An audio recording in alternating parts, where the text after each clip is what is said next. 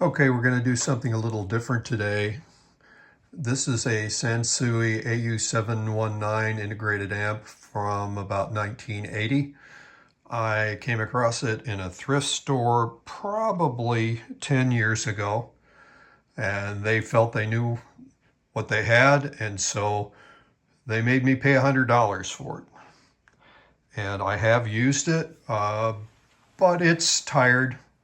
It needs work, and we know it probably still has the infamous black flag capacitors that, when they fail, can basically make the whole thing blow up. What we want to do today is kind of go through what we can tell without firing it up needs to be worked on, and take a look inside just to get an idea of the basic condition of it. Before we get started, I want to make it clear I'm not planning on rebuilding this myself. I have just enough knowledge to be dangerous, which means I have a basic understanding of what needs to be done, but I don't really have the skills to do it. And I'm sure somewhere along the way I'd make all kinds of mistakes. I hope I have somebody who's willing to take it on. So all we want to do today is kind of understand the condition of the piece. We have already gone through the switches to see mechanically if everything works. The unit has both speaker A-B and A+B. Treble has both a 6 kilohertz and a 3 kilohertz switch. Bass can be set for 300 hertz or 150. You can kick tone off, which is good. You can kick subsonic off, which is great. It has a loudness switch that may be needed, and a mute switch.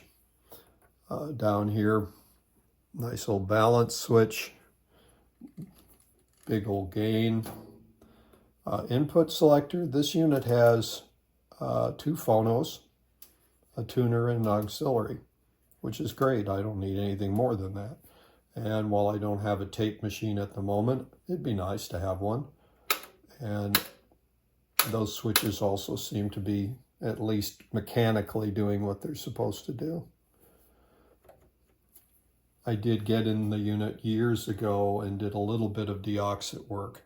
Other than that, this is pretty much the way it came to me. Here is the back of the unit. You have both phono 1, phono 2, tuner, and auxiliary, and then all your tapes down here. These have been cleaned. With my luck, the plating has been removed from them. I'm not really sure what can be done about that. That's well above my pay grade. And you have all the speaker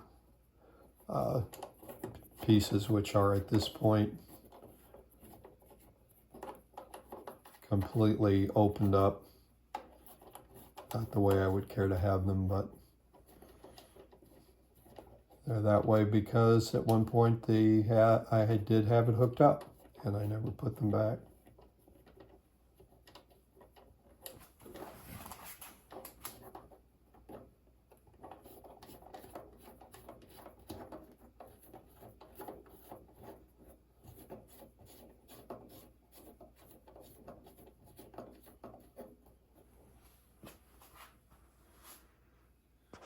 Okay, we're about to take the top off.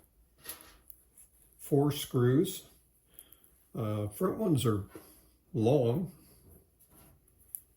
Back ones are not long. Guess we'll see what's in here.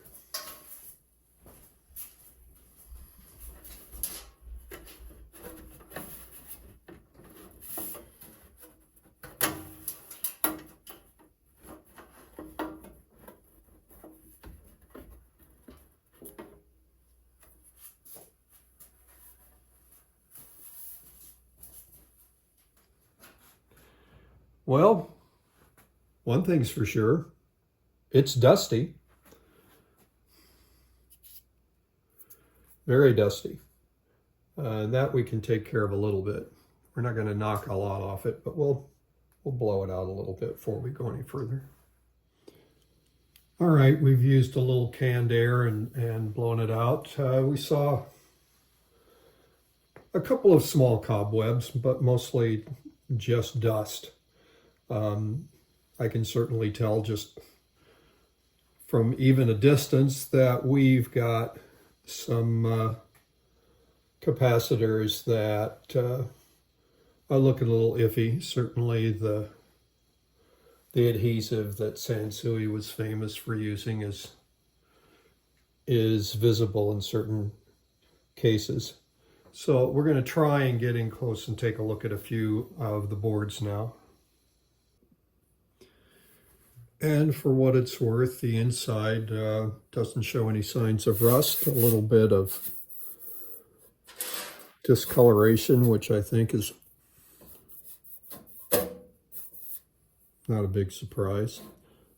Nothing really that looks as though there's any kind of heat damage. There's a bit of a bend in the corner on this side.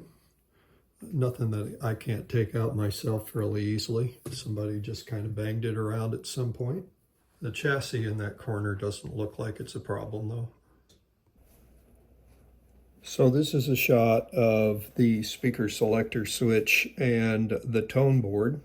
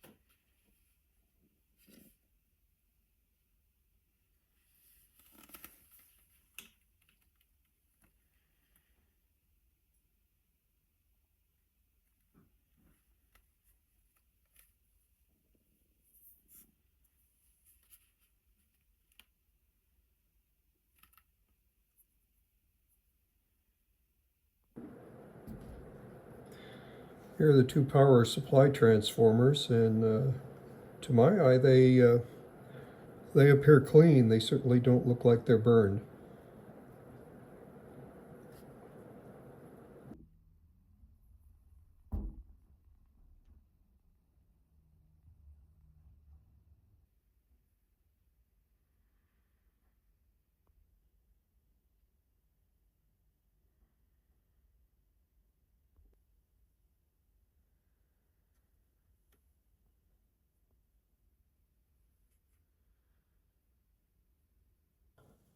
Well, let's just say that, yeah, we got some mess in a few places. We also have something I got to say I'm a little surprised at, and I don't know that it is a problem. It could be that this is the way the piece was designed, but way down in here on both boards we see resistors that are tied together on one end, I guess, to double their value. I don't really know. It just doesn't seem right to me.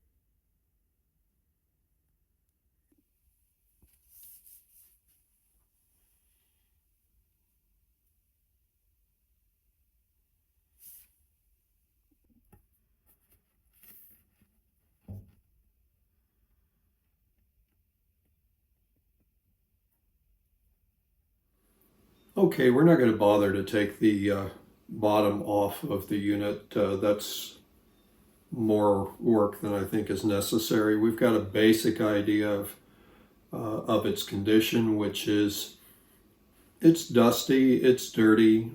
There's indication that there are some caps that may be leaking. Certainly it's hard for me to tell because of all the Sansui adhesive that's on the boards, but no signs of rust, water intrusion, one or two small cobwebs.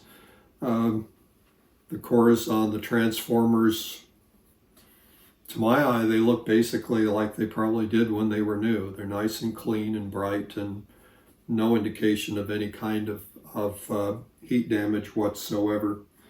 There are a few components in here that, quite honestly, I have no clue what they do. In fact, I don't know what a lot of this stuff does, and that's the reason I'm not going to get into it. I've read recently about people who watch stuff on the internet and think they know all about it. Well, I watched a series of videos by somebody who took one of these apart and rebuilt it.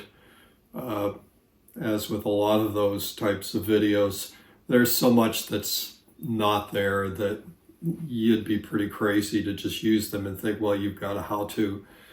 What they did tell me is that there is an awful lot of disassembly involved. You can't just unplug things and plug them back in. Sometimes you can. A lot of times you're going to end up having to actually clip wires and resolder. And quite honestly, there's enough of that going on that alone would probably confuse the hell out of me. Not to mention that while I might have quite the collection of equipment for cleaning records, you're not going to see a meter in sight. An oscilloscope, well, not since the 70s when I worked in TV. And even then, I simply knew, well, where do I flip the knob in order to get the wave that I was supposed to look for?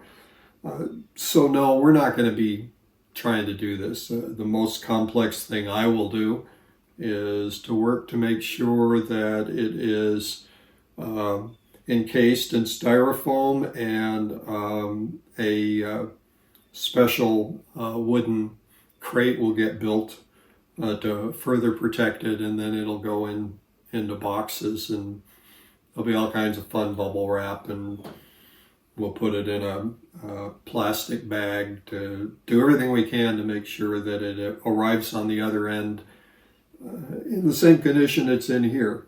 Well, but we'll put the top back on it.